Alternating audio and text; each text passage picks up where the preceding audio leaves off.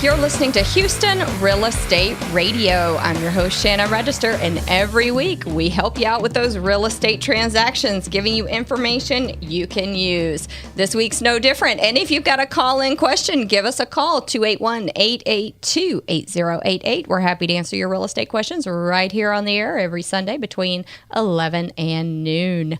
I'm talking today with Chicago Title, one of my favorite title company to close at. Chicago Title, the one that I like to use is over on Cypress Wood, and that's probably because, for me personally, it's closest to my office. So that's the one that I like to use over there on Cypress Wood. Some great folks over there. So I brought in Steve Sapio today. Steve, welcome to the show.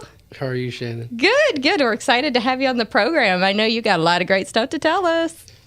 Yeah, I hope so. This is busy season for us. We're listing properties, and people are, you hear about all these multiple offers and things are just crazy, but y'all don't really see that side of it. You see it once it's under contract, then it comes to you guys at the title company. And it's so important you guys handle the transaction. In some states, people go straight to an attorney's office to close. Here in Texas, we usually use a title company.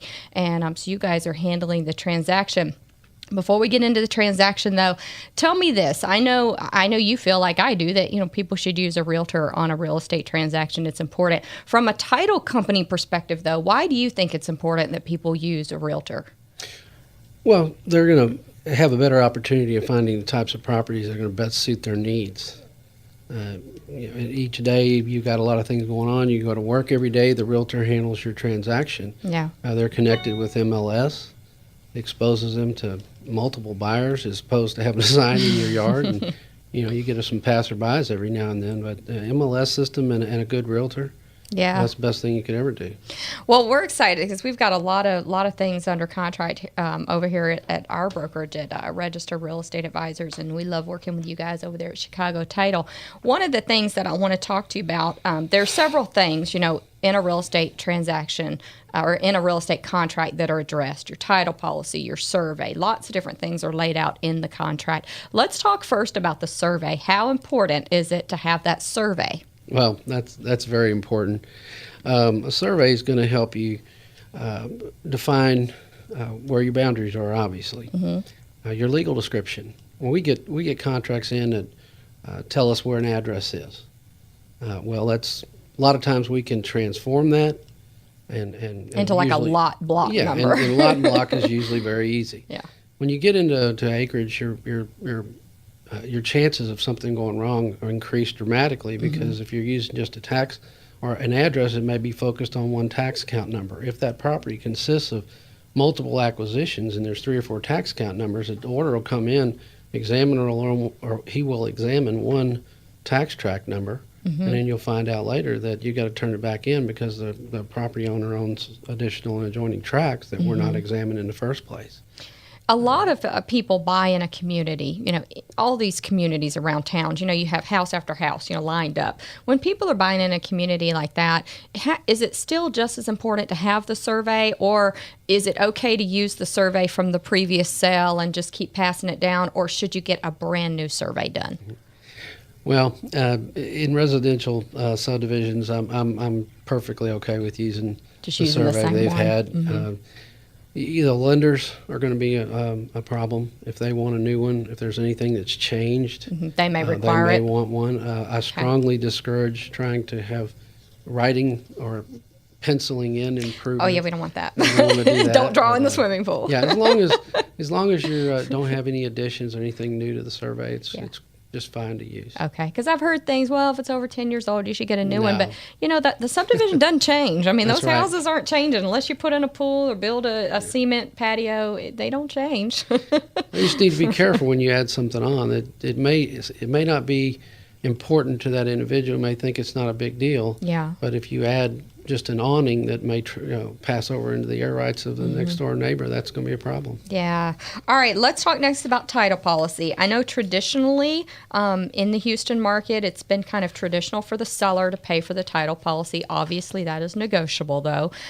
Seller's policy is addressed in our contracts. How important is it to have title policy? Oh, well, and what I do, that's the most important thing in a real estate transaction, I think. a lot of people look at it as, well, if we've already worked this over the years, then why would we have to do it again?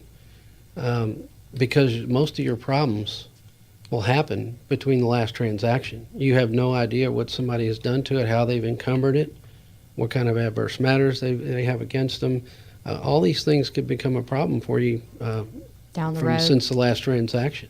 And then you have the dreaded issue of prior issuances that are not correct.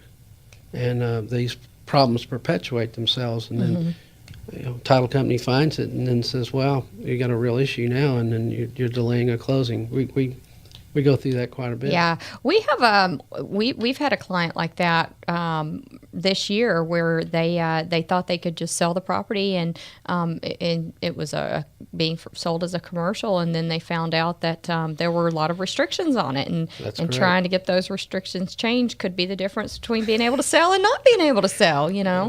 So those rural properties, you really have to look at that stuff. Yeah, always read the restrictions. Yeah. Yeah.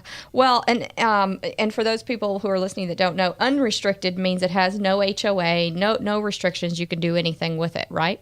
But sometimes, you've got your HOA restrictions, and then you have other restrictions on the property. Could have other restrictions as well, right? Yeah, that's true. Of course, utility easements and things kind of limit you what you can do with the property too. Those are separate third-party rights, but yeah, you'd have your easement rights, but.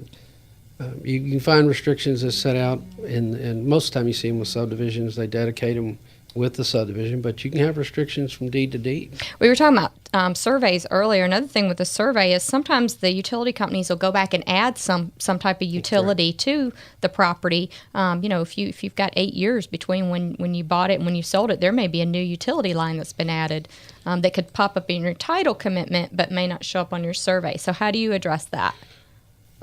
Normally, with residential subdivisions, you'll see that subsequent easement after the plat is done. Mm-hmm. You'll see that where in the builder-developer phase, where they'll come in and get separate side easements. But most of the time, once an individual or the first husband and wife or third party buys the property, you usually don't see an added utility easement on those residential tracts. And even if you do, it doesn't mean you have to get a new survey, right? It's just going to be on the title policy?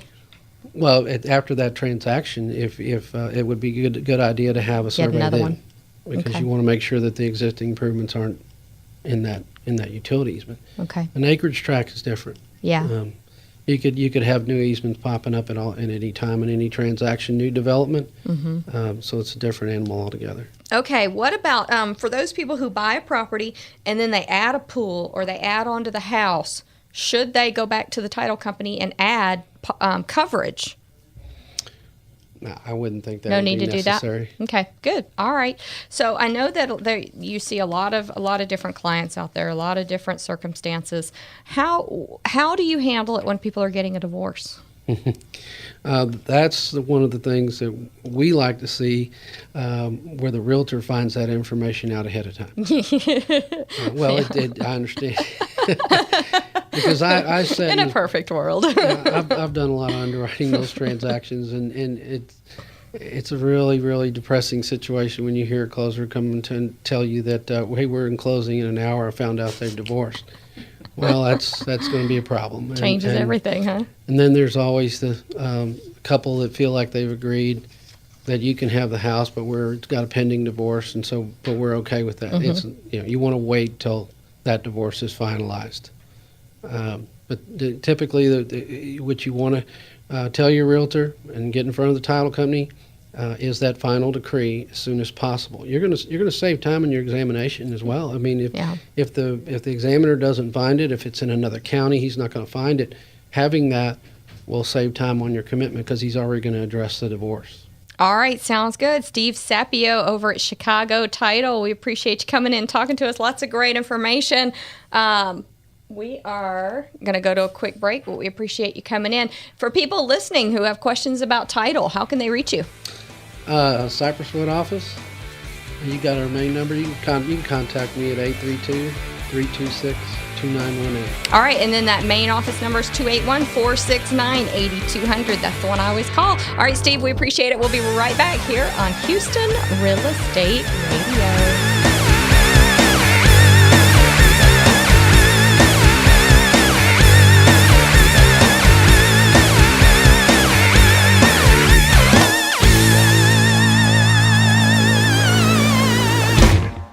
RREA Media has an exciting new product available to companies and organizations who are teaching classes and want to offer those classes online. Introducing Easy Distance Learning.